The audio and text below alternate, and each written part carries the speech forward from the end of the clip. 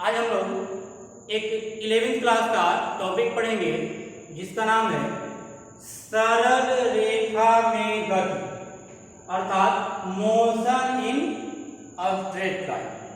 अब इस चैप्टर में कौन कौन से टॉपिक है, गति होता क्या है, गति के समीकरण क्या है, गति का हमारे दैनिक जीवन में उपयोग क्या है और हम लोग इसको कैसे ऑब्जर्व कर लेंगे, कैसे ऑब्जर्व करते हैं, इन सबको हम लोग आज इस टॉपिक में कवर करने वाले हैं। जितने भी फिजिक्स के टॉपिक है उसको रियल लाइफ से जोड़ करके हम लोग उसका अनुभव कर सकते हैं और इसको देख सकते हैं कि ये नियम कहाँ पर लागू हो रहा है। तो सरल का मतलब क्या होता है जी? सरल का मतलब क्या? सड़ा हुआ, महकता हुआ ना। सरल का मतलब होता है सीधा, यानी इसको सीधा रेखा में गति भी कह सकते हैं, motion in a straight line. ठीक है, तो सबसे पहले जान लेते हैं कि विराम होता क्या है, फिर गति होता क्या है। किसी वस्तु को विराम में कब कहेंगे और किसी वस्तु को गति में कब कहेंगे, तो ध्यान रखिएगा। जब किसी वस्तु की स्थिति समय के साथ नहीं बदलता है उसको विराम में कहा जाता है, और जब किसी वस्तु की गति किसी वस्तु की स्थिति समय के साथ बदलता है, परिवर्तन होता है, तो इसको गति में कहा जाता है। ये हो गया बचपन वाला परिभाषा। थोड़ा सा स्टैंडर्ड परिभाषा हम लोग जानते हैं कि विराम और गति कहेंगे। सिंपल बचपन हम लोग जानते हैं ना, बच्चे छोटे छोटे थे तो 9th क्लास में, कि जिस वस्तु का स्थिति यानी स्थान में परिवर्तन समय के साथ नहीं होता है उसको कहते हैं विराम में है, और जिसका स्थान परिवर्तन समय के साथ हो जाता है उसको बोल देते हैं कि गति में है। लेकिन अब एक एग्जाम्पल समझते हैं विराम और गति होता क्या है। मान लेते हैं कि हम एक ट्रेन में बैठे हैं और ट्रेन में बैठ करके हम जा रहे हैं पटना, और कोई एक स्टूडेंट मान लो कि चढ़ गया ट्रेन में और उसी बोगी में आ गया जिस बोगी में हम हैं, सीट खोजते हुए आ गया और हम जहाँ बैठे हैं मेरे सामने वाला सीट खाली है, उसको बोल दिए कि तुम बैठ गया। मान लो कि हम बादाम लिए हैं, 2 रुपये का बादाम लिए हैं और हम बादाम खाते हुए 6 लोग थोड़ा टाइम पास करते हुए पटना की ओर जा रहे हैं। उसी में से एक बादाम इसको दे दिए, किलो तुम भी खाओ। बादाम खाते खाते हम लोग पटना पहुंच गए। ये बोला कि सर पटना पहुंच गए, चलिए उतरते हैं। पटना पहुंच गए, 100 किलोमीटर की दूरी हम लोग लगभग तय कर दिए स्टेशन। तब यार तुम्हारा और मेरा डिस्टेंस तो सेम है, पहले भी लगभग 1 मीटर पर था, अब भी 1 मीटर पर हो। तो ट्रेन में हम और तुम क्या हो गए? रेस्ट, क्योंकि हमारी तुम्हारी पोजीशन बदली नहीं। जहां पर पहले सामने का सीट था अभी भी वहीं पर सीट है, लेकिन ट्रेन जो है बक्सर से पहुंच गई कहां?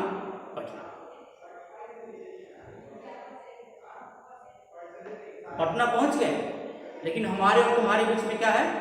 कोई स्थान परिवर्तन नहीं हुआ।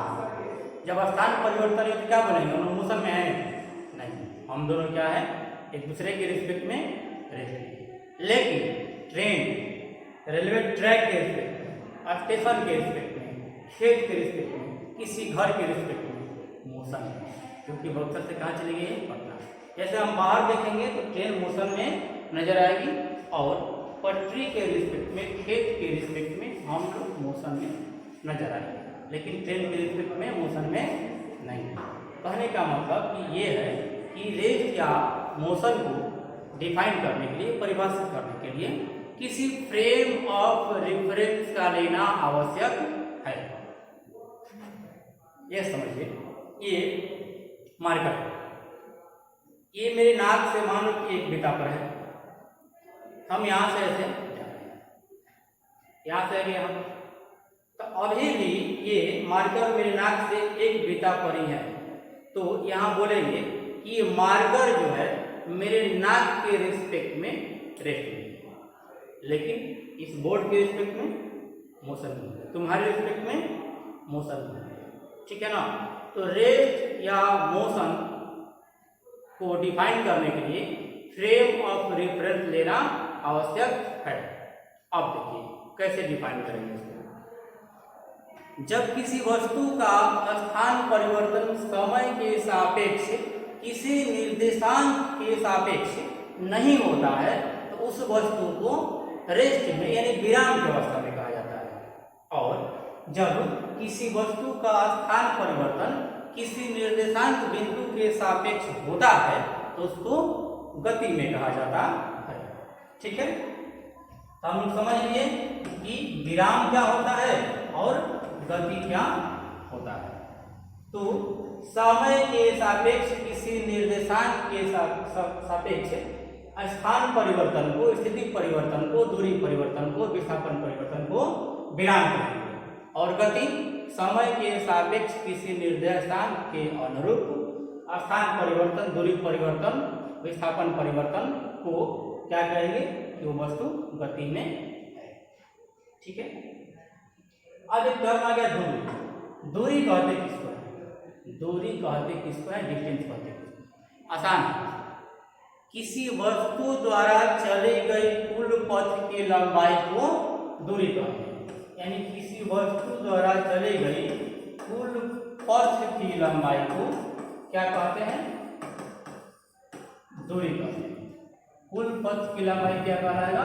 दूरी कहलाएगा।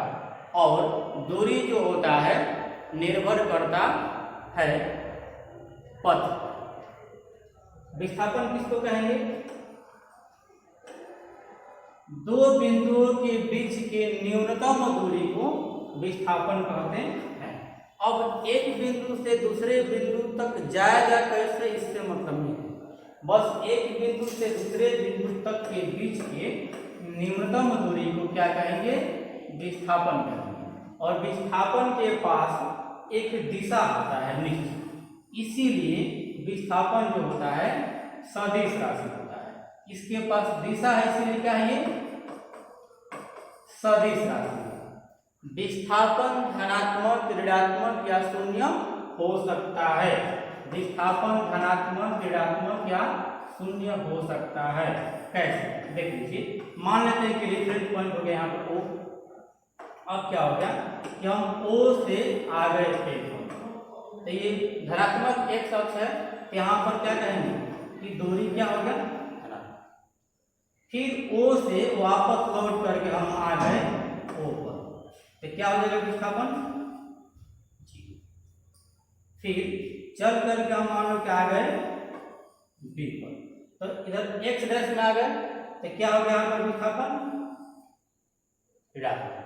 तो विस्थापन धनात्मक, शून्य या ऋणात्मक हो सकता है, जबकि दूरी के पास कोई दिशा नहीं होता है, तो दूरी हमेशा जो होता है धनात्मक होता है। दूरी क्या होगा? हमेशा धनात्मक होगा।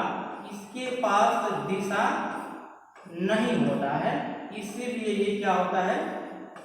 अदिश राशि होता है। फिर से एक बार, दूरी किसको कहेंगे? तो किसी वस्तु द्वारा चली गई कुल पथ की लंबाई को दूरी कहते हैं। दूरी के पास कोई दिशा नहीं होता है। दूरी एक अदिश राशि है। दूरी हमेशा धनात्मक ही होता है। दूरी को हम लोग d से सूचित करते हैं सामान्यतः, या x से सूचित करते हैं। दूरी का एसआई मात्रक मीटर होता है। विस्थापन दो बिंदुओं के बीच के न्यूनतम दूरी को विस्थापन कहते हैं। विस्थापन के पास एक निश्चित दिशा होती है, इसलिए क्या होता है? सदिश राशि होता है। विस्थापन को हम लोग सामान्यतः एस से सूचित करते हैं या एक्स से सूचित करते हैं। विस्थापन धनात्मक, ऋणात्मक या शून्य हो सकता है। विस्थापन का SI मात्रक मीटर होता है। ठीक है, चलिए थोड़ा सा और देख लेते हैं।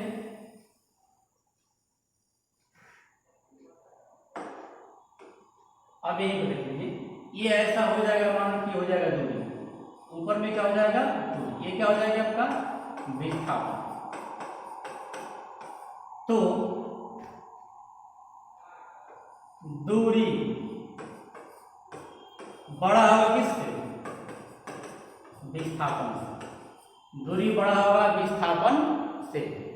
जब एक समान गति हो जाएगा, जिसको यूनिफॉर्म मोशन कहते हैं, एक समान गति सरल रेखा में हो जाएगा, तो उस समय दूरी और विस्थापन क्या हो जाएगा, बराबर भी हो सकता है। दूरी सामान्यतः विस्थापन से बड़ा होता है। जब एक समान एक रेखीय गति हो जाएगा, तो वहां पर दूरी और विस्थापन क्या हो जाता है, बराबर हो जाता है। ठीक है, चलिए अब आपसे बोला जाएगा कि दूरी और विस्थापन में अंतर बताइए। तो जितने पॉइंट्स बताए हैं उन पॉइंट्स को अलग अलग आसानी से लिख सकते हैं। दूरी और विस्थापन में अंतर हो जाएगा। अब आते हैं चाल। चाल होता क्या है, दूरी परिवर्तन की दर को चाल कहते हैं। चाल किसको कहते हैं, सिंपल सिंपल भाषा में दूरी परिवर्तन की दर को चाल कहते हैं। या ऐसे भी बचपन क्लास में हम जानते हैं कि प्रति एकांक चली गई दूरी को चाल कहते हैं। देखिए, चाल को भी से सूचित करते हैं और ये होता है दूरी बटा में समय। तो भी बराबर, दूरी को डी से सूचित करते हैं, समय को टी से करते हैं। ठीक है ना। अब इसका मात्रक क्या हो जाएगा, तो दूरी का मात्रक होता है मीटर, समय का मात्रक होता है सेकेंड। इसका मात्रक हो जाएगा मीटर प्रति सेकेंड। इसका विमा क्या हो जाएगा जी, एल टी माइनस 1। अब यहां पर देखेंगे कि दूरी हमेशा क्या होता है सॉरी, दूरी हमेशा धनात्मक होता है और समय भी हमेशा धनात्मक होता है। तो धनात्मक बटा में धनात्मक क्या होगा, धनात्मक। तो दूरी हमेशा क्या होता है, धनात्मक। चाल हमेशा धनात्मक। क्या चाल ऋणात्मक हो सकता है, नहीं, चाल हमेशा क्या होता है, धनात्मक ही होता है। ठीक है। अब ये राशि क्या है, तो राशि बता सकते हैं। यहां पर देखेंगे तो ये वाला अदिश राशि है, दूरी क्या है, अदिश राशि है, और समय भी क्या है, अदिश राशि है। तो अदिश बटा में अदिश क्या आता है, अदिश आता है।